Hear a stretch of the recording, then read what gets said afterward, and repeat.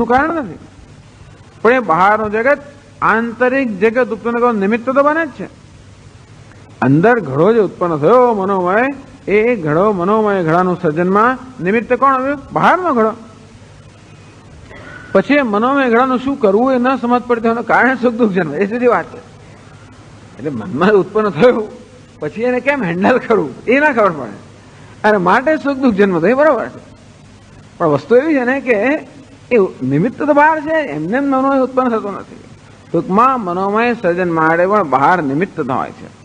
મેં કહ્યું જગત નિમિત્ત છે જ, બટન દબાવવાનું નિમિત્ત તો ખરું જ.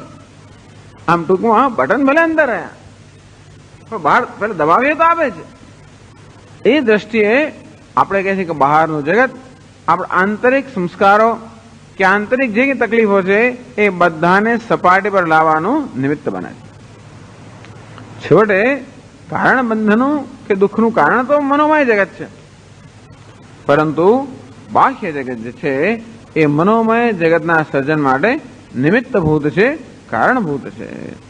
કારણ કે નહીં તો મનમાં ઘડાનો આકાર કોઈ દાડો ઘડો જોયો જ ના હોય. કોઈ માણસ ઘડો જ જોયો નથી કોઈ દિવસ, તો કોઈ દાડો ઘડાનો વિચાર જ ના આવે.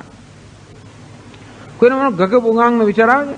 હું કહું ગગ ઉગાંગ તો શું કઈ કલ્પના કરી શકો? એવું જોયું જ ના હોય આપણે તો. અર્થાત જે વસ્તુ જોઈ નથી, જાણી નથી, સાંભળી નથી, એનો વિચાર તો મનમાં આવે જ નહીં. હવે ઓસ્ટ્રેલિયામાં એવા જાત જાતના પ્રાણીઓ હશે, હિન્દુસ્તાનમાં હશે બધા, જે આપણે જોયા ના તો કોઈ દાડો વિચાર ના આવે. જોયા પછી કદાચ વિચાર આવે, એમનું સ્વપ્ન દેખાય ને બધું થાય, પરંતુ મનમાં એનો વિચાર આવવા માટે પણ બહાર એનું અસ્તિત્વ આવશ્યક છે. એટલે આપણે તો એમ કે વેદાંત શાસ્ત્ર એમ કહે છે કે નહીં, મનોમય સર્જન પણ ત્યારે થઈ શકે જ્યારે એને અનુરૂપ બહારનું સર્જન હોય, અને તેથી અમે બહારના સર્જનને વ્યર્થ માનતા નથી. આ દ્રષ્ટિ પણ વ્યર્થ નથી માનતા. મનોમય સર્જન નહીં, સૃષ્ટિમાં મનોમય સર્જનના ઉત્પત્તિ માટે એ હેતુ કારણભૂત હોવાને કારણે વ્યર્થ નથી. ટૂંકમાં એટલે અમે એમ કહીએ છીએ કે ભલે મનોમય સર્જન જ સુખ દુઃખનું કારણ છે, પણ વિજ્ઞાનવાદનો સ્વીકાર નથી કરતા. અમે આ વેદાંત વ્યાવહારિક જગતને સ્વીકારે છે. આપણે શું કહ્યું કે જો બહારનો ઘડો ન હોય તો અંદર મનના ઘડાનું સર્જન કેમ થઈ શકે એમ કહે છે. તો એ માર્ગ બધા થઈ શકે. કેવી થાય એ કહે છે, નનું હૃદય આકાર સમર્પણાય બાહ્ય પદાર્થ અપેક્ષણીય. એ કહે છે કે એવો નિયમ નથી કે અંદર ઘડાનું સર્જન થવા માટે બહાર ઘડું જોઈએ. ત્યારે શું? પૂર્વ માણસ પ્રપંચ સંસ્કાર ઉત્તરોત્તર માણસ પ્રપંચ હેતુ તો ઉપત્તે હે. એ કે પેલો અંદર ઘડો છે જ, એ ઘડો સંસ્કારના રૂપમાં તમારા મનમાં છે જ, અને તેથી આ ઘડો જે સર્જાયો એ પૂર્વ સંસ્કારને કારણે સર્જાયો. એટલે ઘડાનો સંસ્કાર અંદર છે, એણે આ ઘડાનું મનમાં સર્જન કર્યું. ટૂંકમાં ઘડાનું જેવું સ્વપ્નમાં દાખલા તરીકે સ્વપ્નની અંદર આપણા સ્વપ્નની સૃષ્ટિનું સર્જન થાય એના માટે બહારના પદાર્થો આવશ્યક નથી. એ આપણે સમજાવે છે. તમે એવું કેમ કહો છો કે બહારના જગતની આવશ્યકતા છે? તો જેવી રીતે સ્વપ્નની અંદર આપણે સ્વપ્નના જગતનું સર્જન થાય તો બહારના પદાર્થોની આવશ્યકતા હોય છે? નથી હોતી. તો કઈ સામગ્રી છે સ્વપ્નના જગતનું સર્જન કરવા માટે? સંસ્કાર. કયા સંસ્કાર? જાગ્રત અવસ્થાના બધા અનુભવોના જે ભેગા કરે કે સંસાર, એ સંસ્કાર બધા સંસાર ઉત્પન્ન કરે. ક્યાં? સ્વપ્નમાં. એટલે સ્વપ્નના દૃષ્ટાંત વિજ્ઞાનવાદીઓ સમજાવે કે આંતરિક સૃષ્ટિના સર્જન માટે બહારના પદાર્થોની આવશ્યકતા નથી, માત્ર સંસ્કાર પૂરતા છે. અંતે અત્યારે તમે જ્યાં જાગ્રત કહો છો એને પણ જાગ્રત એવું જ છે. આ જાગ્રતમાં આ બધું દેખાય છે જેને આપણે નક્કર જગત કહીએ છીએ, એ નક્કર જગત પણ ખરેખર કશું નક્કરતામાં છે નહીં. એ માત્ર પૂર્વના સંસ્કારથી ઉત્પન્ન થયું છે. અથવા ના કે પાડી શકો. એ સિદ્ધ કરવા માટે શું કારણ કે બહારનું જગત છે એ સિદ્ધ કરવા માટે આપણી પાસે મનોમય જગત જ છે ને. એ સિવાય બહારનું જગત એ બહારનું આપણે નામ આપ્યું. મેં કહ્યું એ પ્રમાણે આપણે સતત જેનો અનુભવ કરીએ એ તો મનોમય જગત જ છે. તો સ્વપ્નમાં જેવી રીતે મનોમય જગતના સર્જન માટે બહારના કોઈ પદાર્થો હોતા નથી, પરંતુ પૂર્વના સંસ્કારો જે રીતે સ્વપ્નનું સર્જન કરવા માટે પૂરતી સામગ્રી છે. અંતે રીતે તમે જાગ્રત જગત કહો છો એ પણ પૂર્વના સંસ્કારથી ઉત્પન્ન થાય. પછી શું થાય કે એ પછી બીજા સંસ્કાર છોડીને આ ઘડાનું એક સર્જન થયું, એવા સંસ્કાર છોડવું પડે. એ સંસ્કાર વળી ફરી વાર ઘડાનું સર્જનનું કારણ બને. એ વળી સંસ્કાર છોડીને જાય એ વળી પછી બીજા ઘડાના સર્જનનું કારણ બને. એમ કરીને એવું નથી કે બહાર ઘડાઓ છે મારે સર્જન થાય છે મનમાં, પૂરો સંસ્કાર ઉત્તર પદાર્થનું સર્જન કરવા માટેનું કારણ બને છે. આ બધા શું કામ દલીલો કરતા? આ દલીલો કરવાનો હેતુ એક જ છે કે જેથી આ ચર્ચામાં થોડું બીજા વિજ્ઞાનવાદીઓ વગેરે પણ આપણે સમજી શકીએ અને એ ઉપરાંત ઈશ્વર સૃષ્ટિ અને જીવ સૃષ્ટિની સ્પષ્ટતા આપણામાં થાય કે ઈશ્વર વેદાંત કહે છે ઈશ્વર સૃષ્ટિ છે, ત્યારે કેટલા કહે છે કે ઈશ્વર સૃષ્ટિ છે જ નહીં. તો એ લોકોનું પણ આપણે દલીલને ધ્યાનમાં તો લેવી જોઈએ. નહીં તો શું થાય છે કે આપણે આમ સમજાય કે ઈશ્વર સૃષ્ટિ અને જીવ સૃષ્ટિ, બહાર નીકળે પેલો કે પણ કોણે કહ્યું ઈશ્વર સૃષ્ટિ છે? ધારો કે આવું કહે તો તરત આપણું મન બદલાઈ જાય. તેથી આપણું મન એવું છે ને કે જાતના જે બધા પ્રભાવોના એટલે વસ્તુના પ્રભાવ આવી જાય પણ બદલાય અને વિચાર શૈલી બદલાઈ જાય. એટલે એના જ ચર્ચા કરવામાં આવે છે કે સારું તમે એમ કહો છો કે એટલે બીજું કારણ સમજાવે છે કે આંતરિક જગતના સર્જન માટે બાહ્ય પદાર્થો હોય આવશ્યક નથી. પૂર્વના સંસ્કાર ઉત્તર પદાર્થોનું સર્જન કરવા માટે પૂરતી સામગ્રી છે. અંતેથી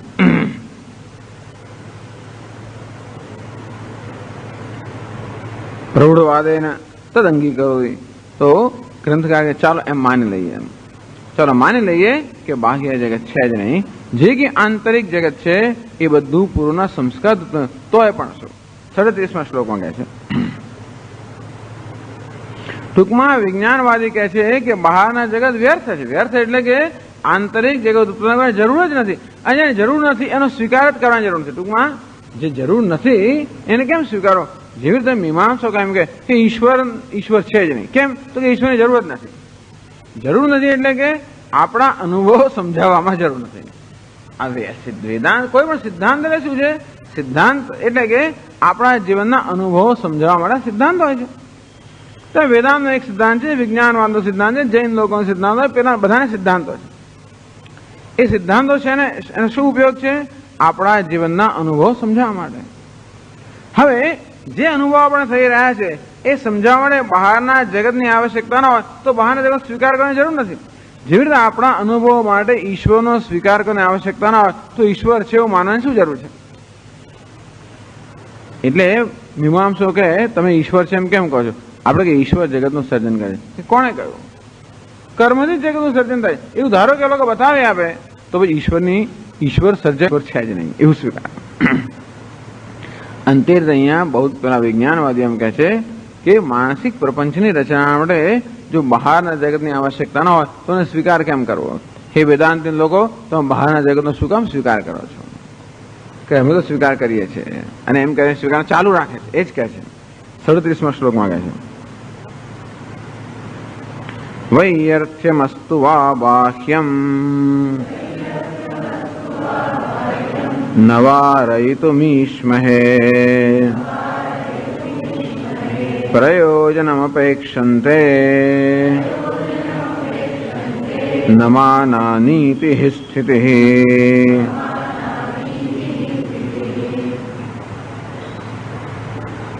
વૈયર્થ્યમ અસ્તુ વા એટલે વેદાંત કે ચાલો તમારા કહેવા પ્રમાણે ભલે બહારનું જગત વ્યર્થ હોય, એટલે કે ટૂંકમાં આંતરિક જગત ઉત્પન્ન કરવા માટે ભલે બહારના જગતનો કશો ફાળો ના હોય, તમે કહે છે સ્વીકારી લઈએ છીએ. ઘણીવાર ચર્ચામાં શું કરીએ છીએ આપણે ખબર છે?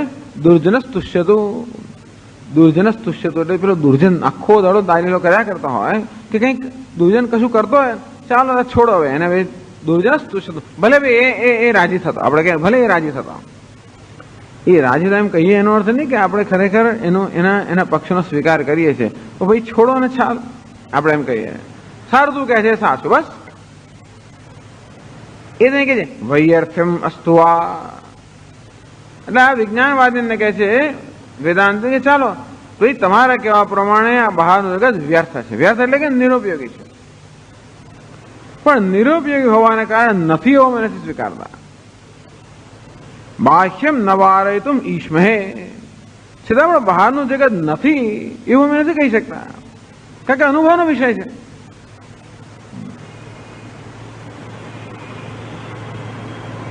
કેવી રીતે? પ્રયોજનમ અપેક્ષન્તે ન માનાની ઇતિ સ્થિતિ. ટૂંકમાં અમારી આંખો વડે, કાન વડે, સ્પર્શેન્દ્રિય વડે, આ બધી ઇન્દ્રિયો વડે બહારના જગતનો અનુભવ થાય છે અને એ હકીકત છે. અનુભવ થતો હોય છતાંય પણ આંખો બંધ કરું તો મને રૂપરંગ ના દેખાય, અને આંખો ખોલો રૂપરંગ દેખાય. ટૂંકમાં આંખો મને રૂપ અને રંગનું જ્ઞાન આપે છે, મારા કાન મને શબ્દનું જ્ઞાન આપે છે. આ મારી પાસે જગતના પદાર્થોનું જ્ઞાન પ્રાપ્ત કરવા માટે જ્ઞાનેન્દ્રિયો છે, મારું મન છે, બુદ્ધિ છે, અને આ કારણો દ્વારા જગતના પદાર્થનું જ્ઞાન થાય છે. અને છતાં નથી એમ કેમ કહેવાય?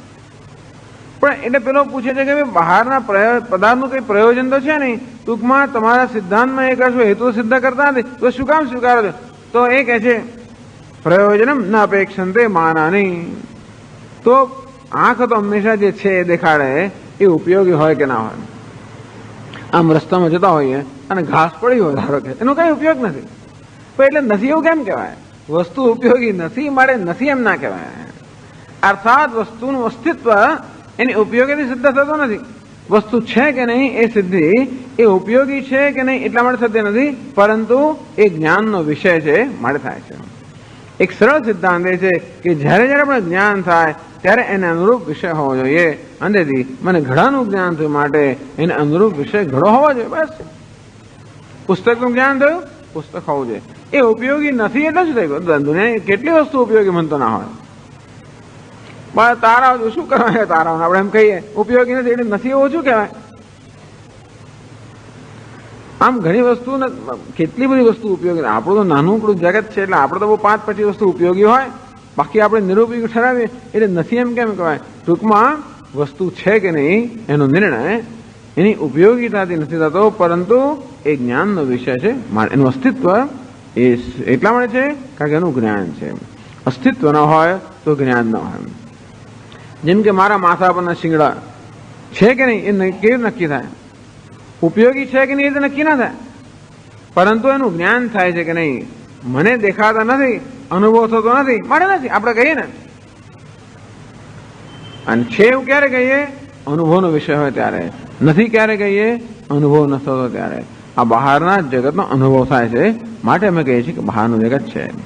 ભલે એનાથી સિદ્ધાંતમાં બીજો કંઈ વધારો એટલે એને કારણે એનું પ્રયોજન હોય કે ન હોય, ચલો જવા દો ને, અમે તો પ્રયોજન માનીએ છીએ. આપણે એમ નથી કહેતા વિજ્ઞાનવાદીની જેમ કે બહારના જગતનું પ્રયોજન નથી. બહુ પ્રયોજન છે. આપણા બહારનું જગત ઉપાસ્ય વિષય ભગવાન છે. આપણા બહારનું જગત ભગવાનની વિભૂતિ છે, અને માટે આપણે તો ભગવાનની પૂજા કરવા માટે એની ઉપાસના કરે, બહારના જગતની ઉપાસના કરીએ.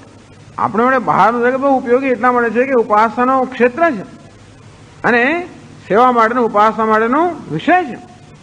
એટલે આપણે માટે તો બહારનું જગત બહુ ઉપયોગી છે. એ તો બહારના જગત સ્વીકાર ના એટલે ઉપાસના ના હોય, કશું હોય નહીં, ખાલી મેં ધ્યાન કર્યા કરો બેઠા બેઠા.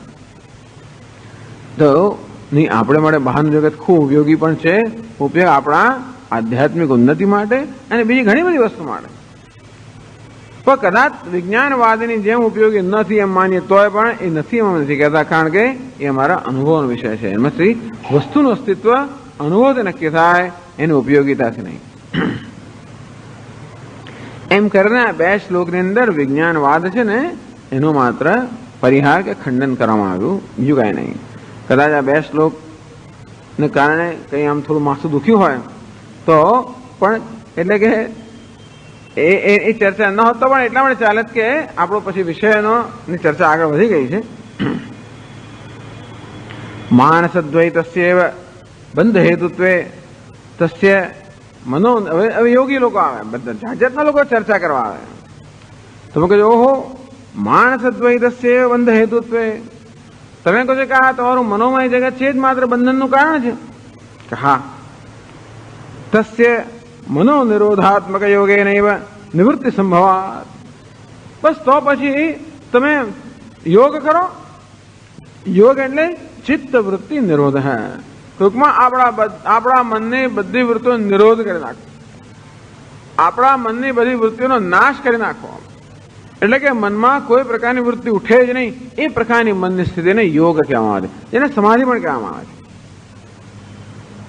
તો જ્યારે આ મન સમાધિ અવસ્થામાં હોય ત્યારે બહારના જગતનો કોઈ એની સાથે સંપર્ક ના હોય, અને ત્યારે કોઈ મનોમય સર્જન હોતું નથી. કારણ કે મનોમય સર્જન કરનારો મનનો નિરોધ થઈ ગયો, અર્થાત એ મન સર્વ રીતે એના પર અંકુશ આવી ગયો. અંદરથી કોઈ પ્રકારની વૃત્તિ ઉઠતી ન હોવાના કારણે એ ચિત્તવૃત્તિ નિરોધ કે સમાધિની અવસ્થામાં કોઈ પ્રકારનું માનસ દ્વૈત કે આંતરિક સર્જન હોતું નથી. અને માટે આપ એમ કહી રહ્યા છો કે સંસાર સુખ દુઃખ એટલે માત્ર મનનું સર્જન છે, તો બસ ત્યારે આ મનનો નિરોધ કરો. યોગ શાસ્ત્ર એને મળે જ છે. તમે યોગની પ્રક્રિયાથી ચિત્તવૃત્તિનો નિરોધ કરી નાખો, મન સમાધિમાં જશે અને તો કોઈ પ્રકારનું દ્વૈત રહેશે નહીં. તો બ્રહ્મજ્ઞાની જરૂર નથી. એમ કહે છે યોગી લોકો કે તમારા બ્રહ્મજ્ઞાની શું જરૂર છે? માત્ર મન આ બધા દ્વૈતનું સંસારનું સર્જન કરતું હોય તો બસ મનને સર્જન કરવા જ ના દેશો અને તો સંસાર રહેશે નહીં. મનો નિરોધાત્મક યોગ નિવૃત્તિ સંભવાત બ્રહ્મ જ્ઞાનસ્ય બંધ નિવર્તકત્વ અભ્યોગમે વિરુદ્ધેત. તો વેદાંતી લોકો હંમેશા આગ્રહ રાખે છે કે બંધ તો બ્રહ્મ જ્ઞાનથી દૂર થાય. જ્ઞાનાદેવ તો કૈવલ્યમ, આ મોક્ષ તો બ્રહ્મ જ્ઞાનથી જ મળે. એટલે હવે યોગી એમ કહે છે કે આપ તો એમ કહો છો કે બંધન એટલે માત્ર મનનું સર્જન છે અને તો પછી એ મનને સર્જન કરતા અટકાવી દઈએ કે મનનું સર્જન ના હોય તો બંધ પણ ના હોય. અને તેથી આ બંધમાંથી મુક્ત થવાનો ઉપાય કયો? યોગ અર્થાત ચિત્તવૃત્તિ નિરોધ. તમારા બ્રહ્મ જ્ઞાનની શું જરૂર છે? ટૂંકમાં બ્રહ્મ જ્ઞાનની જરૂર નથી, ચિત્તવૃત્તિ નિરોધ પૂરતો છે. એવો પ્રશ્ન 38મા શ્લોકમાં કરે છે. એનો ઉત્તર 39મા શ્લોકમાં આપશે. બંધશ્ચેન માનસદ્વૈતમ તન્નિરોધેન શામ્યતે અભ્યસેદ યોગમેવાતઃ બ્રહ્મ જ્ઞાનેન કિં વદ.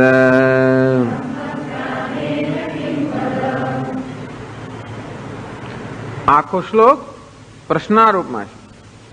બંધશ્ચેત માનસદ્વૈતમ, માનસદ્વૈતમ બંધ ચેત. માનસદ્વૈતમ અર્થાત મનોમય જે દ્વૈત છે, માનસ સર્જન છે, એ જ બંધ હોય તો તન નિરોધેન શામ્યતિ, તે માનસ દ્વૈતના નિરોધથી બંધ પણ શમી જશે. જેમ કે સુષુપ્તિ, સુષુપ્તિમાં કોઈ પ્રકારનું માનસ દ્વૈત કે મનોમય સર્જન હોતું નથી, તે બંધ હોતો નથી. જેમ કે સમાધિ, ત્યાં કોઈ પ્રકારનું મનોમય સર્જન નથી પણ ત્યાં પણ બંધન નથી. એટલે એ જ કહે છે યોગી કે તમે અભ્યસેદ યોગમેવ અતઃ, અંતેથી બસ યોગનો અભ્યાસ કરો. યોગનો અભ્યાસ એટલે ચિત્તવૃત્તિ નિરોધનો અભ્યાસ કરો. યોગનો અર્થ એ જ છે બધી ચિત્તવૃત્તિનો નિરોધ કરવો.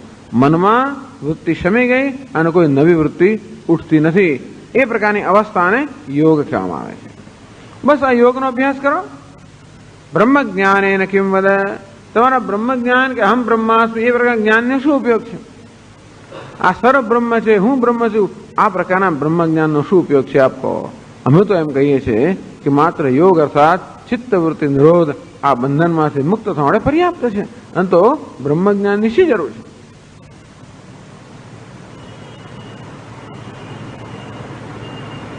વાત તો સાચી છે, તો પૂરેપૂરી સાચી નથી. દરેકની વાતમાં થોડું થોડું સત્ય હોય પણ આખું પૂરેપૂરું સત્ય ના હોય.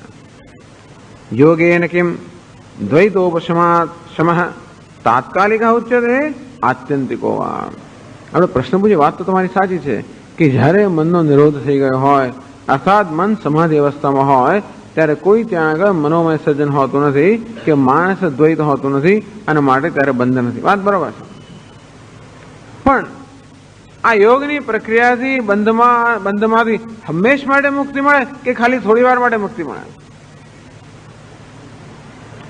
તાત્કાલિક ઉચ્ચતે આત્યંતિકો વા. ટૂંકમાં જેટલો વખત આ મન નિરુદ્ધ અવસ્થામાં હોય એટલો વખત માત્ર બંધનથી મુક્ત રહે કે હંમેશ માટે મુક્ત રહે? એમ કરીને એ 39મા શ્લોકમાં આનો ઉત્તર આપે છે.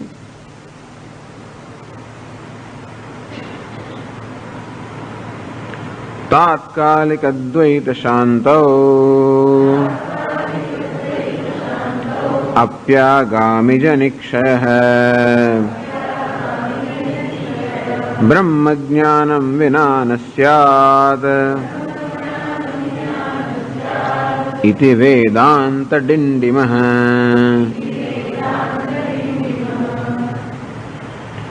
તાત્કાલિક દ્વૈત શાંતો અપી, વાત સાચી છે. એટલે વેદાંત લોકો આ યોગને કેવી રીતે જોતા હોય છે જેવી રીતે આપણે કોઈ પરિસ્થિતિ, ધારો કે પરિસ્થિતિ મુશ્કેલી હોય તો એમાંથી રાહત મેળવવા માટે આપણે એ પરિસ્થિતિ દૂર જતા રહીએ. જેમ કે ધારો કે કંઈક સાંભળવાનું હોય અને મને ત્રાસ આપતો હોય તો હું કાનમાં પોમડા નાખી દઉં એટલે મારે સાંભળવું ના પડે. હું કંઈ જોતો હોઉં અને મુશ્કેલી તો આંખો બંધ કરી દઉં એટલે જોવું ના પડે. અંતે તો કંઈ વિચારતો હોઉં અને મને મુશ્કેલી નડે તો વિચારનો બંધ કરી દઉં.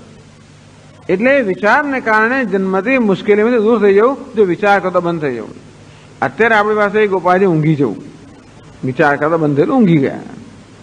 ઊંઘ તો જલ્દી ના આવે તો પછી આપણે દવા લઈએ. એટલા માટે આ બધી ડ્રગ્સ, આ બધી જાત જાતના કેફી અને મારક બધી વસ્તુઓ નીકળી છે ને માટે કે માણસ જાતે ઊંઘી ન શકતો હોય અને તેથી આવા બધા દ્રવ્યોનું સેવન કરવાથી એ પ્રકારની અવસ્થા પ્રાપ્ત કરે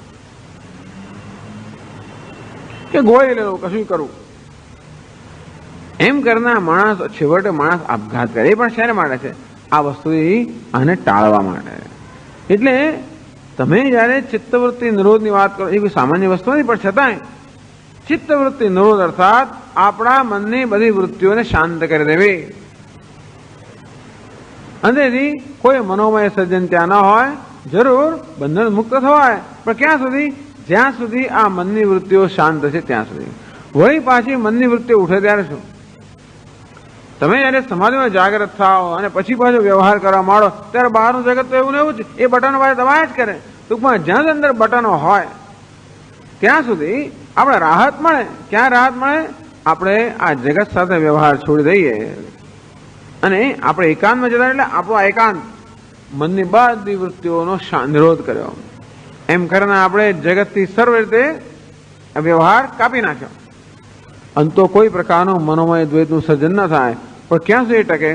જ્યાં સુધી એ ચિત્તવૃત્તિ નિરોધની અવસ્થા હોય ત્યાં સુધી.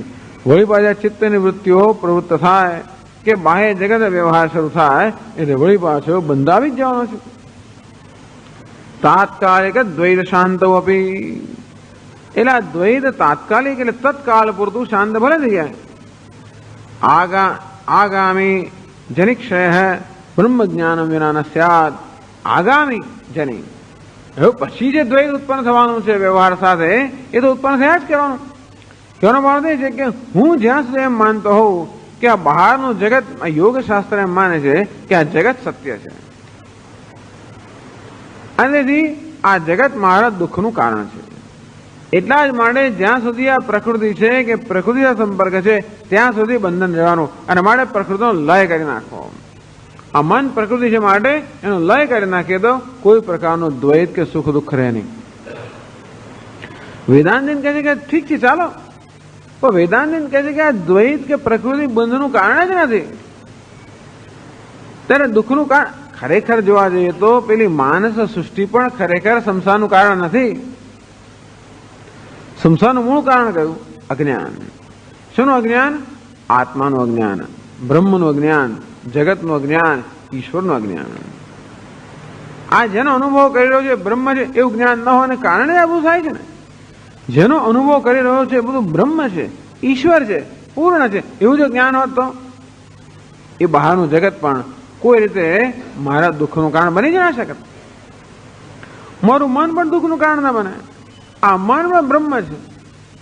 મન પણ એ જ ચૈતન્યનો વિલાસ છે.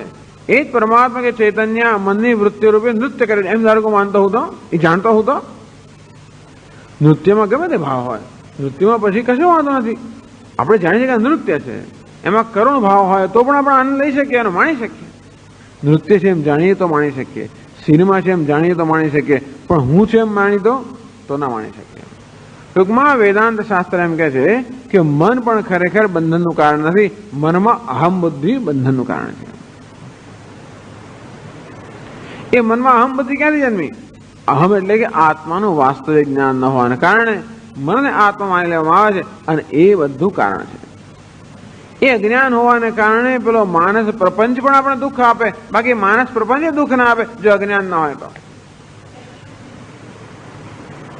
માનસ પ્રપંચ પણ બ્રહ્મ છે એવું જો મારામાં જ્ઞાન હોય તો પ્રપંચ દુઃખનું કારણ નથી. એટલે ખરેખર જોઈએ તો વેદાંત સિદ્ધાંત પ્રમાણે ખરેખર તો પેલી મનોમય સૃષ્ટિ પણ સંસારનું કારણ નથી, પરંતુ અજ્ઞાન સંસારનું કારણ છે. તો અજ્ઞાન હોવાને કારણે એ મનોમય સૃષ્ટિ દુઃખ આપતી હોય કે સુખ આપતી હોય. અજ્ઞાન ન હોય એ સર્વ બ્રહ્મ છે તો મનોમય સૃષ્ટિ પણ સુખ દુઃખનું કારણ ન બને. એટલે વેદાંત શાસ્ત્ર કહે છે કે બહારનો પ્રપંચ પણ આપણા દુઃખનું કારણ નથી, કે ખરેખર મનોમય પ્રપંચ પણ દુઃખનું કારણ નથી, અજ્ઞાન જ દુઃખનું કારણ છે. અજ્ઞાન કેવું જાય? ગમે તેટલી આપણે વલખા મારીએ, આપણે વિચારો બંધ કરી દઈએ, ચાલુ કરીએ, નિરોધ બધું કરીએ, પણ અજ્ઞાન જો અકબંધ રહેતું હોય તો જેવું વળી પાછો મનનો વ્યવહાર શરૂ થાય, અજ્ઞાનને કારણે વળી પાછું એનું એ દુઃખ શરૂ થાય.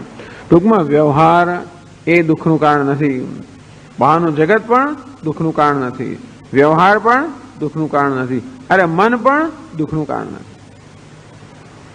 શું દુઃખનું કારણ છે? મનને આત્મા માની લેવો, જગત જે મિથ્યા છે એ જગતને સત્ય માની લેવું. મિથ્યાને મિથ્યા ના માનીએ અને સત્ય માનીએ તો આ સફરજન સત્ય સફરજન માનીએ તો એ આપણા સુખ દુઃખનું કારણ બની શકે. ભૂખ લાગી હોય અને મને આપવામાં આવે પ્રસાદ સુખનું કારણ બને, અને મને જોઈતું હોય મને ના મળે તો દુઃખનું કારણ બને. આ સફરજન સત્ય હોય તો હું જાણું કે આ મિથ્યા છે તો મને એની ઈચ્છા જ ન થાય, તો ન મળે તો દુઃખનું કારણ ના મળે, અને આપે તો કે આપ્યું ચાલો સ્વામીજી આપી રાખી મૂકીશ. શું છે? ધારો કે આવો પ્રસાદ આપીએ કોઈને, આવો 5-10-100 સફરજન લઈ આવે, શેરડાનો પ્રસાદ આપીએ બધાને, તો લઈ લે. સ્વામીજી આપણે પ્રસાદ તો લઈ લેવો જોઈએ, મૂકી રાખીએ પછી એને, કારણ કે આ મિથ્યા સફરજન છે.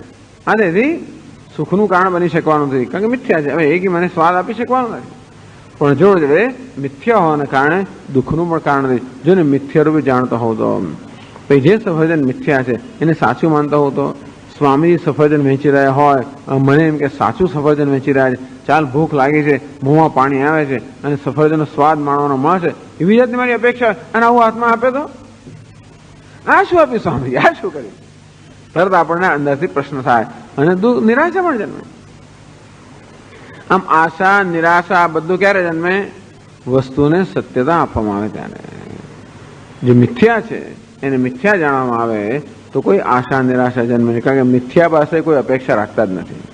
આ મિથ્યા સફરજન પાસેથી કોઈ અપેક્ષા નથી, સાચા સફરજન પાસેથી અપેક્ષા છે. મિથ્યા વાઘ પાસેથી કઈ અપેક્ષા નથી. મિથ્યા વાઘ પણ દુઃખ ના આપે, સાચો વાઘ દુઃખ આપે. મિથ્યાને સાચવવાની તોય દુઃખ આપે. હાથી આવા બગીચામાં ગયો, બગીચામાં ચાલતો હતો ને મોટો હાથી એકદમ જો ને ગભરાઈ ગયો. હાથી પાસે મહાવત ઉભેલો છે કે તું આવ. ના હું તો નહીં આવું, હાથીનો ડર લાગે છે. તો એ મહાવત એને બોલાવ્યો કે ડરીશ નહીં, હું ઉભો છું. એની પાસે ગયો, પછી મહાવત પેલાને કે જરા હાથી પર હાથ, ના ફેરવું. હું તો કંઈક પછાડથી સૂંદમાં પકડીને તો ના હાથ ફેરવો. હાથ ફેરવ તારે ખબર પડે કે આ તો લાકડાનો હાથી છે. બધો ભય જતો રહ્યો. વાસ્તવમાં જે મિથ્યા છે એને સત્ય માનવાથી જ ભય જન્મે, અથવા આનંદ પણ, ઓ હાથી ચાલો ઉપર ચડી જાઉં, ગમે એવું કંઈક જન્મે. એ હર્ષ અને શોક બંને છે જન્મ્યું એને સત્ય માનવાથી. મિથ્યા ને મિથ્યા માનવાથી એનો માણી શકો તમે.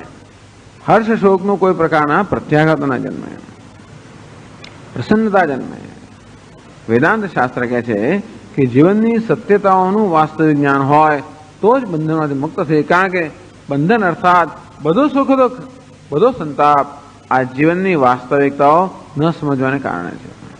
બહારનું જગત નથી એમ વેદાંત નથી કહેતો, બહારના જગતના અસ્તિત્વનો સ્વીકાર કરે છે, પરંતુ એ કેવું છે? મિથ્યા છે. આત્મા છે એ કેવો છે? સત્ય છે, બ્રહ્મ છે. આ જ્ઞાન ના થાય ત્યાં સુધી બંધનમાંથી મુક્ત ન થવા. એટલે કે છે આગામી જનિક્ષય બ્રહ્મ જ્ઞાનમ વિના ન સ્યાત. બ્રહ્મ જ્ઞાન વિના ભવિષ્યના સંસારનો ક્ષય નહીં થાય. તાત્કાલિક સંસારનો ક્ષય થઈ ગયો મારા મનની ચિત્તની વૃત્તિ નિરોધ કરવાથી. તાત્કાલિક તો કોઈ ઉપદ્રવ નથી. ટૂંકમાં મન ઉપદ્રવ કરે છે અને મેં રોકી દીધું એટલે ઉપદ્રવ કરતું બંધ. પણ મન બિચારું ઉપદ્રવ નથી કરતું. મેં માની લીધું કે મન ઉપદ્રવ કરનારું છે, ખરેખર ઉપદ્રવ અજ્ઞાન ઉપદ્રવ કરે છે. અજ્ઞાન હોવાને કારણે બધી વસ્તુ ઉપદ્રવ કરે. વિવેક ચૂડામણી સમજાવે છે કે આવરણ અને વિક્ષેપ અજ્ઞાનની બે શક્તિઓ છે. એ વિક્ષેપ ક્યારે આપણને ઉપદ્રવ કરે? આવરણ હોય ત્યારે. જેવી રીતે દ્રષ્ટાંત આપે છે કે હિમાલયમાં હોઈએ, શિયાળાની ઋતુ હોય, રસ્તામાં ચાલી રહ્યા હોઈએ, અંતે એકદમ વાદળો આવી જાય, સૂર્ય ઢંકાય વાદળોથી એકદમ ઠંડુ વાતાવરણ થઈ જાય અને પછી પવન આવે, ઝંઝાવત આવે ને આપણે બહુ ત્રાસ આપે, બહુ પીડે. આવરણ છે માટે પેલો પવન જે છે એ પીડનારો બને છે. પણ જેવું એ વાદળનું આવરણ હટી ગયું, સૂર્યનો પ્રકાશ આવી ગયો અને ત્યારે એ જ પવન મારા આહ્લાદનું કારણ પણ બની શકે. આવરણ હોય તો વિક્ષેપ આપણે દુઃખ ઉત્પન્ન કરે, આવરણ ન હોય તો વિક્ષેપ દુઃખ ઉત્પન્ન કરતો નથી. ટૂંકમાં જગત આપણે વિક્ષેપ કહીએ એ આવરણ હોવાના કારણે એ વિક્ષેપ મને પીડવાનો છે. એટલે કહે છે અહીંયા કે હા, આ યોગની પ્રક્રિયાથી સંસારમાંથી તાત્કાલિક મુક્તિ મળે, પણ આત્યંતિક એટલે હંમેશ માટેની મુક્તિ ના મળે. એટલે વેદાંત દિંડીમાં વેદાંતનો ઢંઢેરો છે, વેદાંત ઢંઢેરો પીટાવે છે. ક્યાં વેદાંત ઢંઢેરો પીટાવ્યો? ક્યાં વેદાંત એમ કહે છે કે બ્રહ્મ જ્ઞાન વિના મોક્ષ ના મળે? તો અન્વય અને વ્યતિરેક. બ્રહ્મ જ્ઞાન છે તો બંધન નથી, બ્રહ્મ જ્ઞાન નથી તો બંધન છે. જ્ઞાત્વા દેવમ મુચ્યતે સર્વપાશૈ, શ્વેતાશ્વતર ઉપનિષદમાં કહે છે જ્ઞાત્વા દેવમ મુચ્યતે સર્વપાશૈ. દેવમ જ્ઞાત્વા, દેવ એટલે પરમાત્મા, એ પરમાત્માને પરમ બ્રહ્મને આત્મ સ્વરૂપે જાણીને આ મનુષ્ય બધા બંધનમાંથી મુક્ત થાય છે. જગતને આ બધાને બ્રહ્મ રૂપે જાણવાથી, બ્રહ્મનું જ્ઞાન એટલે શું? બધું જ બ્રહ્મ છે. એ જ્ઞાનથી આ મનુષ્ય સર્વપાશમાંથી મુક્ત થાય છે. જ્ઞાત્વા શિવમ શાંતિમત્યંતમેતિ, એ શ્વેતાશ્વતર કહે છે જ્ઞાત્વા શિવમ શાંતિમત્યંતમેતિ. એ શિવજીને પરમાત્માને નું જ્ઞાન પ્રાપ્ત કરીને અત્યંત એટલે હંમેશ માટે શાંતિ પ્રાપ્ત કરે છે. શિવમ શેતે અસ્મિન, શિવમ એટલે જ્યાં બધા પ્રલય કાલે અસ્મિન શેતે જગત ઇતિ શિવ. પ્રલય કાળની અંદર જગત જેની અંદર ઊંઘી જાય છે, લીન થઈ જાય છે, પ્રલયન થઈ જાય, નામ છે શિવ. એટલે જગતનું અધિષ્ઠાન. શિવ એટલે જગતનું અધિષ્ઠાન. આમ જગતના અધિષ્ઠાનનું પરમાત્માનું જ્ઞાન પ્રાપ્ત કરીને આત્યંતિક શાંતિ પ્રાપ્ત કરે છે. એ શિવ એ જ આત્મા છે. આમ એ શિવને, જગતના અધિષ્ઠાનને આત્મ સ્વરૂપે જાણીને આ મનુષ્ય આત્યંતિક શાંતિ પ્રાપ્ત કરે છે. અને ન હોય તો, એ જ્ઞાન ન હોય તો ગમે તેટલા ફાંફા મારીએ તો પણ સંસાર જાય નહીં. યદા ચર્મોદાકાશમ વેષ્ટયિષ્યન્તિ માનવાહ તદા દેવમ વિજ્ઞાય દુઃખસ્યાંતો ભવિષ્યતિ. એ શ્વેતાશ્વતર ઉપનિષદમાં કહે છે કે કદાચ યદા ચર્મોદાકાશમ વેષ્ટયિષ્યન્તિ માનવાહ, એવો જયારે દિવસ આવશે જ્યારે આખા આકાશને ચામડાની જેમ ઢાંકી દેવામાં આવશે. ચામડાથી આપણે વસ્તુ ઢાંકીએ એમ આકાશથી જો આપણે કશા ઢાંકી શકીએ ચર્મવત, તેમ આકાશમ વેષ્ટયિષ્યન્તિ માનવાહ. એનો અર્થ આવો પણ થઈ શકે કે ચામડાથી આકાશને આપણે ઢાંકી દઈએ, અથવા ચામડાથી જેમ ઢાંકીએ એમ આકાશથી આપણે કશાને ઢાંકી શકીએ, તો જ આપણને, તો એવા દિવસે આપણે બંધન મુક્ત થઈશું. ક્યારે? દેવમ અવિજ્ઞાય દુઃખસ્યાંતો ભવિષ્યતિ. ટૂંકમાં અશક્ય વસ્તુ છે. અને તે રીતે જ્યાં સુધી દેવ એટલે કે બ્રહ્મને આપણે જાણ્યું નથી ત્યાં સુધી ક્યારે દુઃખમાંથી મુક્ત થાય. જેવી રીતે આકાશની જેમ, ચામડાની જેમ આકાશથી આપણે આકાશથી વીંટાળી ના શકીએ. હું તો આકાશની ધોતી પહેરી શકું, વેષ્ટી એટલે ધોતી, તો જેમ ચામડાથી મારા શરીરને આજુબાજુ મારા શરીરને વીંટાળી શકું તેમ આકાશથી મારા શરીરને વીંટાળી ના શકાય. એવું અશક્ય વસ્તુ છે. તે જ એવી જ અશક્ય વસ્તુ કઈ છે? જ્યાં સુધી બ્રહ્મ જ્ઞાન ન થયું ત્યાં સુધી બંધન મુક્તિ એવી જ અશક્ય વસ્તુ છે. આમ અન્વય અને વ્યતિરેક. બ્રહ્મ જ્ઞાન છે તો બંધન મુક્તિ છે, બ્રહ્મ જ્ઞાન નથી તો બંધન મુક્તિ નથી. આવું શાસ્ત્રો ઢંઢેરો પીઠાવીને કહે છે. એટલે અમે કહીએ છીએ કે બ્રહ્મ જ્ઞાન વિના આત્યંતિક હંમેશ માટે સંસારમાંથી, શોકમાંથી મુક્તિ ના મળી શકે.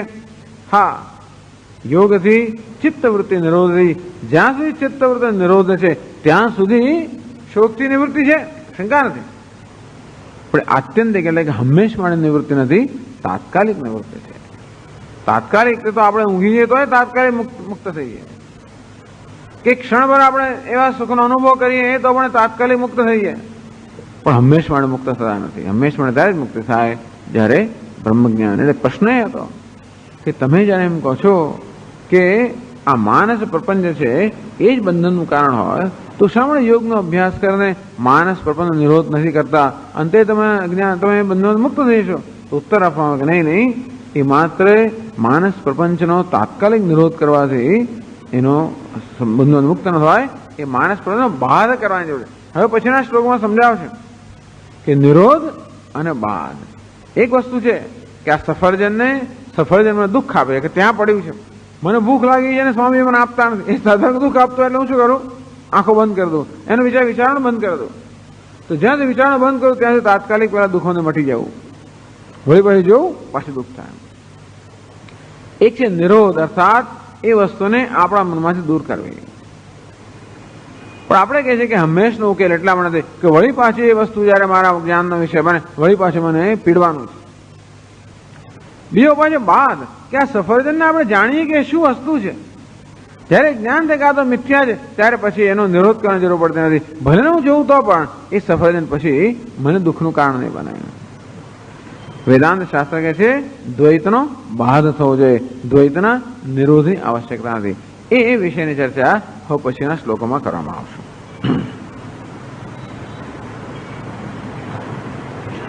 ઓમ પૂર્ણમદ પૂર્ણમિદમ પૂર્ણાત પૂર્ણમુદચ્યતે પૂર્ણસ્ય પૂર્ણમાદાય પૂર્ણમેવાવશિષ્યતે. ઓમ શાંતિ શાંતિ શાંતિ.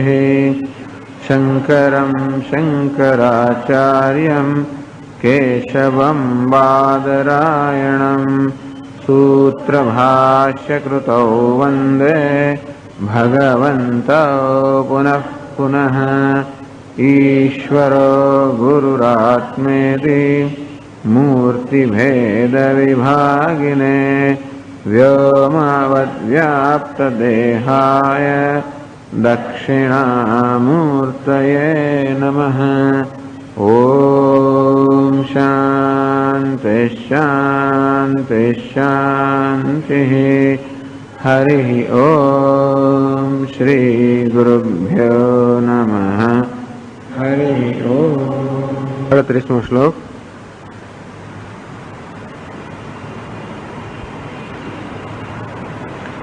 બંધશ્ચેન્માનસદ્વૈતમ તન્નિરોધેન શામ્યતે. અભ્યસેદ્યોગમેવાતઃ બ્રહ્મજ્ઞાનેન કિં વદ.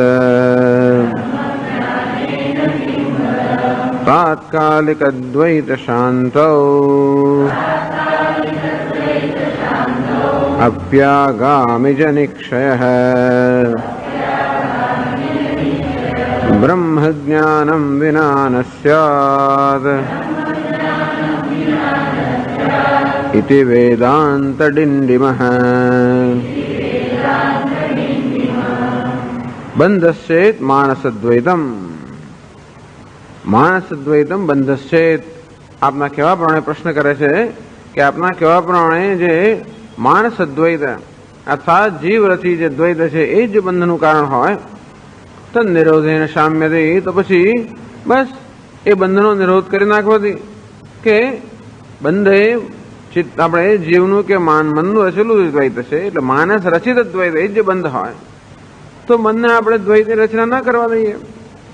મનનો સ્વભાવ છે કે જ્યાં ઈશ્વર રચિત દ્વૈત છે એના પર એક માનસ રચિત દ્વૈત કે જીવ રચિત દ્વૈત વળી પાસે ઉત્પન્ન કરવું, તો મનને આપણે એવું કરવા જ ના દઈએ.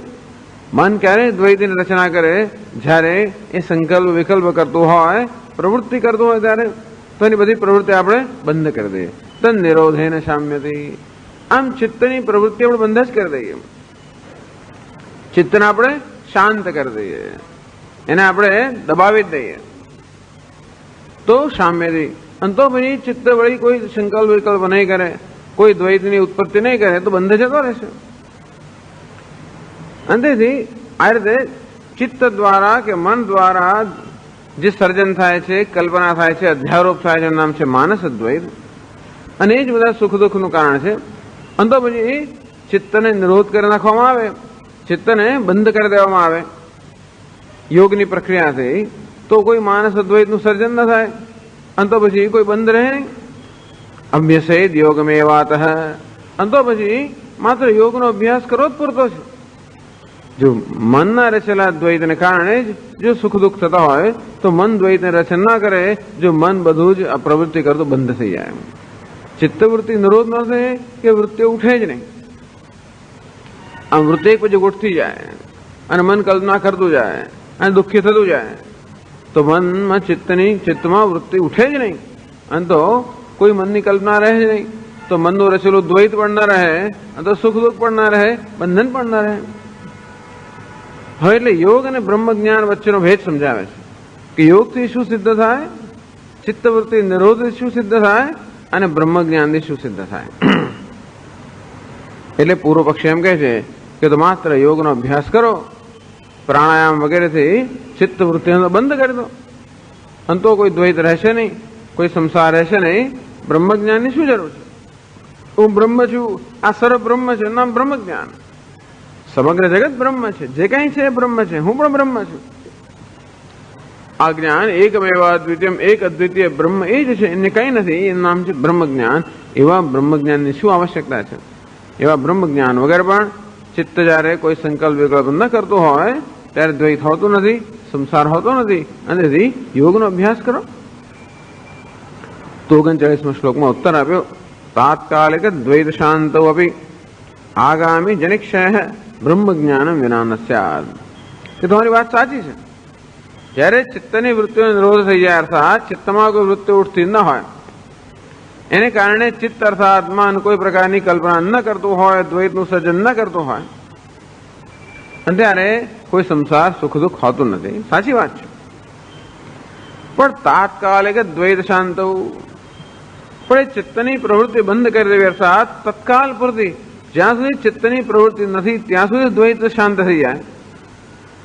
તો વળી પછી ચિત્તની પ્રવૃત્તિનો પ્રારંભ થાય, વળી પાછું ચિત્ત વ્યવહાર કરવા લાગે ત્યારે પછીનો જે દ્વૈતની ઉત્પત્તિ થશે ચિત્ત દ્વારા, એ વળી કોણ બંધ કરશે? હા, એવું બને કે હંમેશ માટે તમે ચિત્તને બંધ જ કરી દીધું હોય, હંમેશ માટે તમે સમાધિમાં હો તો શક્ય છે. વળી પાછું ચિત્તનો અને અમે એ બંધવાનું નથી. જ્યાં સુધી અંદર કંઈક વાસનાઓ છે ત્યાં સુધી એ વાસનાઓ વળી ચિત્તને કઈ ને કઈ વિક્ષિપ્ત કરીને સમાધિમાંથી પણ વિક્ષિપ્ત કર્યા કરશે.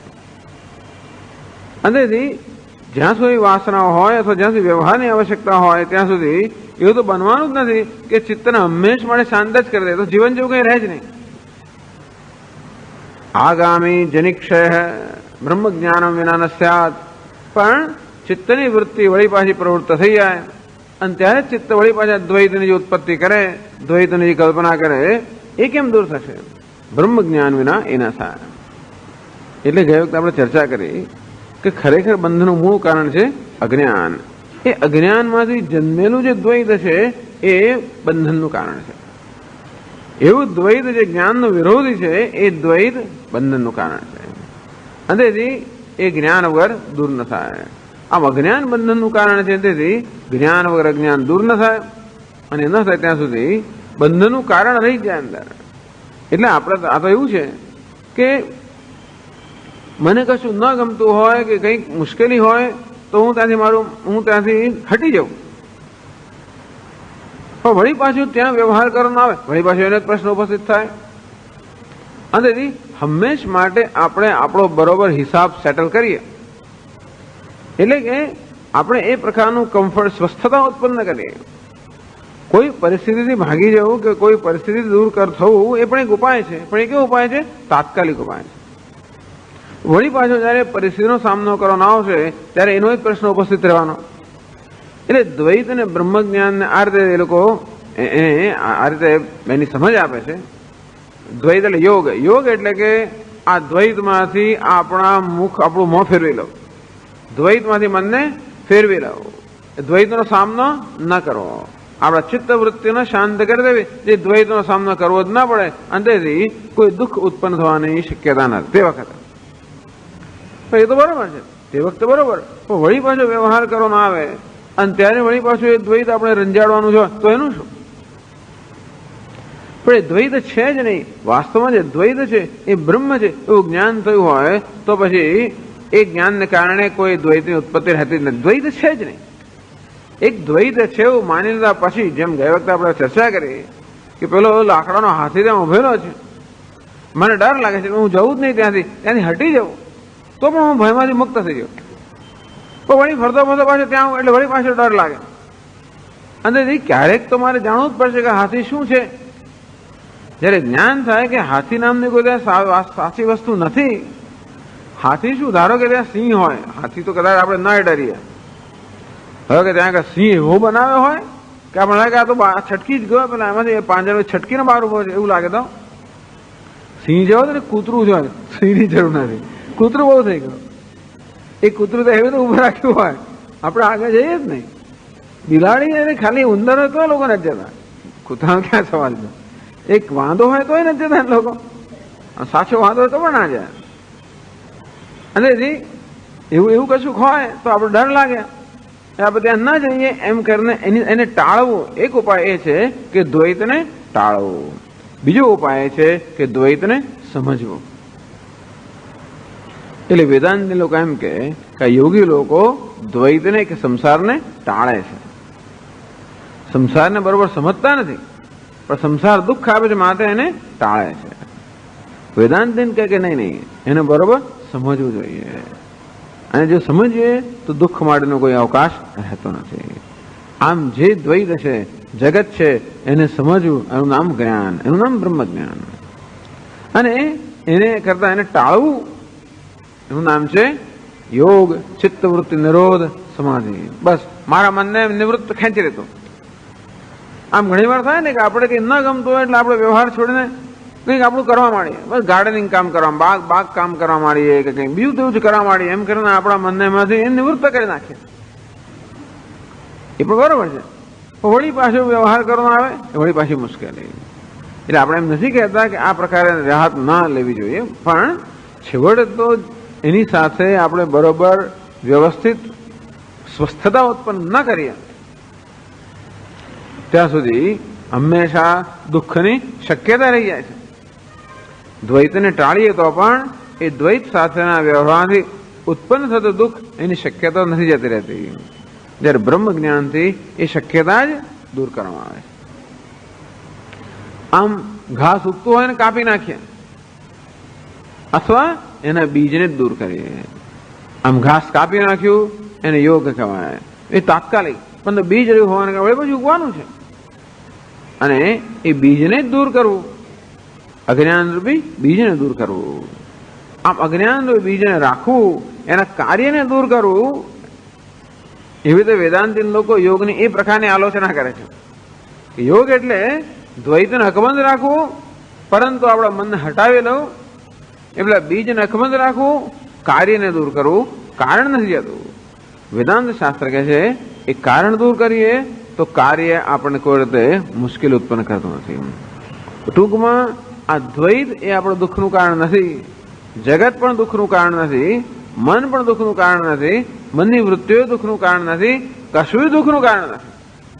એક જ દુઃખનું કારણ છે અજ્ઞાન. આ સાત જે છે એને ન સમજવાને કારણે અને એને છે એના કરતા ઉલટું માનવાને કારણે. અજ્ઞાન અર્થાત વિપરીત જ્ઞાન કે અવિવેક છે, ત્યાં દોરડું એને સર્પ સમજવાનું નામ છે અવિવેક કે વિપરીત જ્ઞાન. એ દુઃખનું કારણ છે. દોરડું દુઃખનું કારણ નથી, પણ દોરડાના જ્ઞાનમાંથી જે મતલબ ભ્રમ છે એ દુઃખનું કારણ છે. અંતે રીતે આ ઈશ્વરે સર્જેલું દ્વૈત દુઃખનું કારણ નથી, જગત દુઃખનું કારણ નથી, પરંતુ એ જગતને ન સમજવાને કારણે જે ભ્રમ જન્મે છે, એના વિશે ખોટા ખ્યાલ જન્મે છે, એ બધા ભયનું, એ શોકનું, દુઃખનું કારણ છે. અને એ ભય કે શોકનું ત્યારે જ નિવારણ થાય જ્યારે એના સાચા સ્વરૂપને સમજીએ કે હું જેને સાચો હાથી માનું છું એ ખરેખર તો લાકડાનું હાથી, એમાં ડરવાનું કારણ નથી. એટલે કે છે બ્રહ્મ જ્ઞાનમ વિના આગામી જનિક્ષય ન સ્યાત. બ્રહ્મ જ્ઞાન વગર જે વળી ભાઈ દુઃખની શક્યતા છે, એ શક્યતા બ્રહ્મ જ્ઞાન વગર ન જાય. બ્રહ્મ જ્ઞાન થાય તો જ દુઃખની શક્યતા કે સંભાવના જતી રહે, દુઃખનું બીજ કે કારણ પણ જતો રહે. એટલે વેદાંત ડિંડીમાં, આ વેદાંતનો ડિંડીમ છે, વેદાંત ઢંઢરો છે. વેદાંત ઢંઢરો પીટાવીને કહે છે જ્ઞાત્વા દેવમ મુચ્યતે સર્વપાશૈ. આત્મદેવને જાણીને જ આ મનુષ્ય બધા પાશમાંથી મુક્ત થાય. જ્ઞાત્વા શિવમ શાંતિમત્યંતમેતિ, એ શિવજીને જગતના અધિષ્ઠાનને બ્રહ્મને જાણીને અત્યંતમ શાંતિમેતિ હંમેશ માટે શાંતિ પ્રાપ્ત કરે છે. જો અંત ન હોય એવી શાંતિ પ્રાપ્ત કરે છે, આત્યંતિક શાંતિ પ્રાપ્ત કરે છે અને તાત્કાલિક શાંતિ નહીં. યદા ચરણોદાકાશમ વેષ્ટયિષ્યન્તિ માનવાઃ તદા દેવમ અવિજ્ઞાય દુઃખસ્ય અંતો ભવિષ્યતિ. દેવમ અવિજ્ઞાય, દેવને ન જાણે હોય ત્યાં સુધી, આત્મદેવને કે બ્રહ્મ ન જાણે ત્યાં સુધી દુઃખનો ક્યારે અંત આવવાનો નથી. જેમ કોઈ પણ આકાશને ઢાંકી શકે નહીં, અંતે રીતે દેવને જાણ્યા વગર ક્યારે પણ દુઃખનો અંત આવવાનો નથી. અન્વયને વ્યતિરેક, અન્વયથી કહ્યું કે દેવને એટલે બ્રહ્મને જાણીને બધા પાશમાંથી મુક્ત થઈ જાય, કે આત્યંતિક શાંતિ પ્રાપ્ત કરે, અને દેવને ન જાણે હોય ત્યાં સુધી કોઈ દુઃખનો અંત આવવાનો નથી. આ પ્રકારે વેદાંતનો ઢંઢેરો છે. ચલો હવે આગળ કહે છે 40મા શ્લોકથી, નનુ બાહ્યદ્વૈત નિવારણ મંત્રેણ અદ્વિતીય બ્રહ્મ જ્ઞાનેન જ્ઞાનમેવ ન ઉદયાદ આશંક્ય. પ્રશ્ન કરે છે કે આપ કહો છો કે બ્રહ્મ જ્ઞાનથી સંસાર દૂર થાય, અર્થાત દુઃખ દૂર થાય, પણ બ્રહ્મ જ્ઞાન જ તમને જન્મશે નહીં ને. જ્યાં સુધી આ દ્વૈત છે ત્યાં સુધી અદ્વૈતનું જ્ઞાન કેમ થઈ શકે? પ્રશ્ન એ થયો કે અદ્વૈતનું જ્ઞાન ક્યારે થાય? આ દ્વૈતનું પૂરેપૂરું નિવારણ થાય ત્યારે. જ્યાં સુધી દ્વૈત છે, જ્યાં સુધી આ દ્વૈતનો અનુભવ થતો હોય ત્યાં સુધી અદ્વૈતનું જ્ઞાન કેમ થઈ શકે? પ્રશ્ન એ છે કે આ દ્વૈત અદ્વૈતનું વિરોધી છે. દ્વૈત અને અદ્વૈત પરસ્પર વિરોધી ખરા કે નહીં? જે દ્વૈત અને અદ્વૈત પરસ્પર વિરોધી હોય તો જ્યાં દ્વૈત અદ્વૈત ન હોઈ શકે, અંતેથી જ્યાં સુધી આ દ્વૈત છે, જ્યાં સુધી દ્વૈતનો અનુભવ થઈ રહ્યો છે ત્યાં સુધી અદ્વૈતનું જ્ઞાન થાય જ કેવી રીતે? બાહ્ય દ્વૈત નિવારણ મંત્રેણ અદ્વિતીય બ્રહ્મ જ્ઞાનમેવ ન ઉદયાત. આમ બહારનો આ જે દ્વૈત છે, દ્વૈત જગત છે, દ્વૈતમય જગત છે, એનું નિવારણ ન કરીએ, અર્થાત આપણે બાદ ચિત્ત વૃત્તિ એમાંથી સંપૂર્ણ ન હટાવી લઈએ ત્યાં સુધી અદ્વિતીય બ્રહ્મનું જ્ઞાન થાય જ કેમ? દ્વૈત હોય ત્યાં સુધી અદ્વિતીયનું જ્ઞાન જ કેમ થાય? ઇતિ આશંક્ય. તન નિવારણ અભાવે બી તસ્ય મિથ્યાત્વ જ્ઞાનાદેવ પારમાર્થિકમ અદ્વૈતમ બોધુમ શક્યતે. ઉત્તર આપે કે નહીં, એ દ્વૈતનો નાશ કરવાની જરૂર નથી. પેલા કે દ્વૈતનો નાશ કરો તો જ અદ્વૈતનું જ્ઞાન થાય. વેદાંતિને કે છે નહીં, દ્વૈતનો નાશ કરવાની જરૂર નથી. ભલે દ્વૈત રહ્યો, ભલે દ્વૈતનો અનુભવ પણ રહ્યો, દ્વૈતને સમજવાની જરૂર છે, એને દૂર કરવાની, ટાળવાની કે નાશ કરવાની જરૂર નથી. દ્વૈત એટલે વ્યવહાર, હું અને તમે, દ્રષ્ટા અને દૃશ્ય, આ દ્વૈત છે. એ દ્વૈત હોય તો માણસ કેવી દુઃખોથી મુક્ત થઈ શકે? તો કે ના, એ દ્વૈતને સમજવાની જરૂર છે, એ દ્વૈતનો નાશ કરવાની કોઈ આવશ્યકતા નથી. યોગી લોકો કહે છે કે જ્યાં સુધી દ્વૈતનો નાશ ન કરીએ ત્યાં સુધી અદ્વિતીય બ્રહ્મનું જ્ઞાન જન્મશે જ કેવી રીતે? તો કે નહીં, અદ્વિતીય બ્રહ્મ દ્વૈતનું વિરોધી નથી.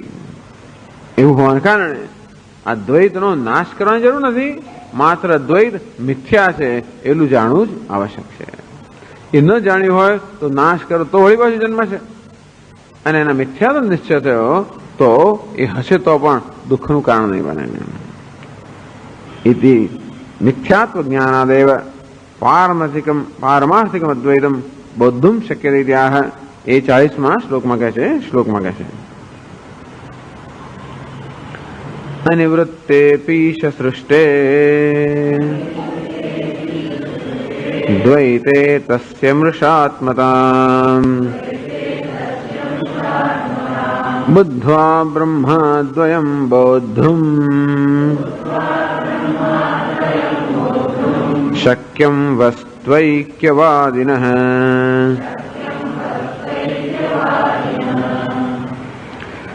અનિવૃત્તે અપી ઈશ સૃષ્ટે દ્વૈતે. અમે તો એમ કહીએ છીએ કે પેલું જે જીવનું રચિત દ્વૈત છે એનો જ નાશ કરવાની જરૂર છે.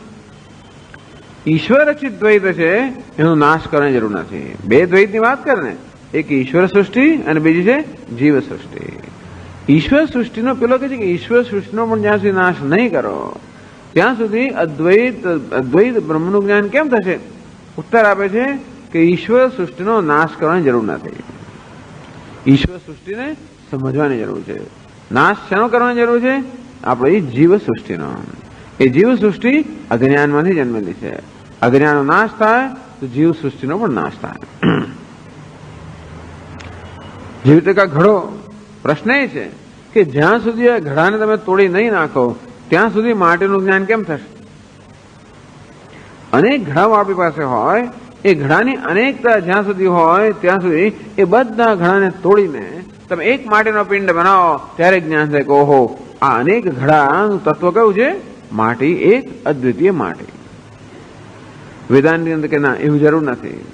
ઘડાને તોડવાની જરૂર નથી, માત્ર ઘડાને સમજવાની જરૂર છે. આ ઘડો મિથ્યા છે. વાચારંભણમ વિકારો નામધેયમ મૃત્તિકા ઇત્યેવ સત્યમ. કોઈ વિકાર અર્થાત કાર્ય ખરેખર મિથ્યા છે. ઘડો મિથ્યા છે. મૃત્તિકા ઇત્યેવ સત્યમ, માત્ર માટી સત્ય છે. તો ભલે ને ઘડો રહ્યો, કઈ જયારે આપણને ઘડાનું જ્ઞાન થાય ત્યારે પણ માટીનું જ્ઞાન તો થાય છે. માટીના જ્ઞાન વગર ઘડાનું જ્ઞાન થઈ ન શકે. એટલે એવું નથી કે જયારે આપણને આ ઘડાનો અનુભવ થતો હોય ત્યારે માટીનો અનુભવ ન થતો હોય. આ ઘડો માટીનો વિરોધી હોત તો ઘડાને દૂર કરવાની જરૂર પડે માટીને જાણવા માટે. પણ ઘડો માટીનો વિરોધી નથી. ઘડો છે ત્યારે પણ માટી છે, ઘડો નથી ત્યારે પણ માટી છે. પણ ઘડો છે ત્યારે પણ માટી જ છે. માટી સિવાય બીજું કશું હોત તો પ્રશ્ન છે ને. અર્થાત જેને ઘડો કહેવામાં આવે છે એ વાસ્તવમાં માટીથી અન્ય કંઈ છે જ નહીં. એટલે વસ્તુ ઐક્યવાદિન, વસ્તુ અર્થાત તત્વ. આ તત્વના ઐક્યનો સ્વીકાર કરનારા વેદાંતી લોકો માટે ઘડો નામની વસ્તુ જ નથી, એમને માટે માત્ર માટી જ છે. એવું હોવાના કારણે આ માટીને જાણવા માટે ઘડાનો નાશ કરવો પડે એવી કોઈ આવશ્યકતા વેદાંતી લોકો જોતા નથી. અંતે રીતે આ જગત બ્રહ્મ છે એ જાણવા માટે જગતનો નાશ કરવાની કોઈ જરૂર નથી, જગતનો લય કરવાની જરૂર નથી. જગતનો અનુભવ થઈ રહ્યો ત્યારે પણ અસ્થિ, ભાતિ, પ્રિય એનો અનુભવ થઈ જ રહ્યો હોય છે. આ નામ રૂપાત્મક જગતનો ક્યારે અનુભવ થાય? એને સત્તા પ્રદાન કરનાર સત્ય હોય, એને જેને કારણે આપણા દ્વૈતનો અનુભવ કરી શકે છે એ અનુભવને પ્રકાશિત કરનાર જ્ઞાન હોય. અને આ જે દ્વૈત છે એ દ્વૈતમાં સર્વત્ર સંવાદિતા રહેલી છે. એ સંવાદિતા પણ આ દ્વૈતમાંથી પ્રગટ થાય છે. અસ્થિ ભાતિ પ્રિયમ. આ દ્વૈત અસ્થિ ભાતિ પ્રિયમનો વિરોધ નથી. એવું નથી કે દ્વૈત છે ત્યારે અસ્થિભાતિ પ્રિય સંતાઈ જાય છે અને દ્વૈત જતો રહે તો જ અસ્થિભાતિ પ્રિય વ્યક્ત થાય, એવું નથી. સ્વામી દયાનંદ મહારાજે સબમરીન ફિલોસોફી કહે. સબમરીન ફિલોસોફી, સબમરીન એટલે શું? જે પાણીની અંદર રહેલી હોય એનું નામ સબમરીન. એટલે પાણીની અંદર રહેલી છે, પાણી હોય ત્યાં સુધી એ સબમરીન આપણને દેખાય નહીં. તે રીતે ઘણા લોકો એમ માને છે કે જ્યાં સુધી દ્વૈત છે ત્યાં સુધી અદ્વૈત બ્રહ્મનું જ્ઞાન થઈ ના શકે, કે અદ્વૈત બ્રહ્મ હોય જ નહીં. એ અદ્વૈતમાં દબાવી દે છે અને દ્વૈત સપાટી પર આવે છે. તો કે એવું નથી. અદ્વૈત જે છે એ ક્યારે પણ અદ્વૈત વગર, બ્રહ્મ વગર સંભવી શકે જ નહીં. વાસ્તવમાં જેને આપણે દ્વૈત કહીએ છીએ એ અદ્વૈત બ્રહ્મનો જ આભાસ છે. અદ્વૈત બ્રહ્મ દ્વૈત જગત રૂપે ભાસી રહ્યું હોવાને કારણે એને ઓળખવાનો પ્રશ્ન છે. અને એની દ્વૈત જગતનું નિવારણ કરવાની, એને ટાળવાની કે એનો નાશ કરવાની કોઈ આવશ્યકતા નથી. અનિવૃત્તે આપી ઈશ સૃષ્ટિ દ્વૈતે.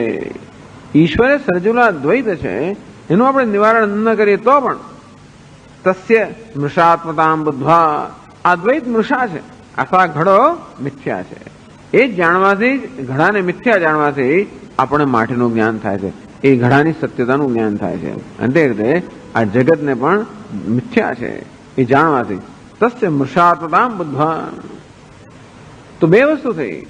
જીવનું રચેલો દ્વૈત છે એ તો જાણે કે નષ્ટ થવું જોઈએ. એ ક્યારે નષ્ટ થાય? ઈશ્વરે રચેલો આ દ્વૈત છે એ મિથ્યા છે. એ પ્રકારના જ્ઞાનથી જે મિથ્યા છે એને સત્ય માનવાને કારણે જ બધું દુઃખ છે. જે ખરેખર મિથ્યા હોય એને સત્ય માનીને દુઃખ જન્મે. સત્ય છે એને સત્ય ન જાણતા હોઈએ અને મિથ્યા છે એને સત્ય માનતા હોઈએ તો દુઃખ જન્મે. જેમાં દેહ અનાત્મા છે એને અનાત્મા ન માનવાને જાણવાને બદલે એને આત્મા જાણીએ તો દુઃખનું કારણ દુઃખ જ પણ થવાનું છે. આ દેહ શું છે? ઈશ્વરની સૃષ્ટિ છે. આ દેહ મન બુદ્ધિ આપણી ઉપાધિ ઈશ્વરની સૃષ્ટિ છે. સરસ. પણ એ શું છે? અનાત્મા છે, આત્મા નથી. પરંતુ એને આત્મા માની લેવાના કારણે જ બધું દુઃખ જન્મે છે. અથવા આ જગત મારી સમક્ષ છે એ પણ ઈશ્વરની સૃષ્ટિ છે, પણ એ મારાથી ભિન્ન નથી. એ વાસ્તવમાં એ હુંની અંદર જ આત્માની અંદર જ સમગ્ર સૃષ્ટિ રહેલી છે, પરંતુ આત્માના દેહ જેવડો માની લીધો હોવાને કારણે આ જગતને મારાથી ભિન્ન માનવામાં આવે છે.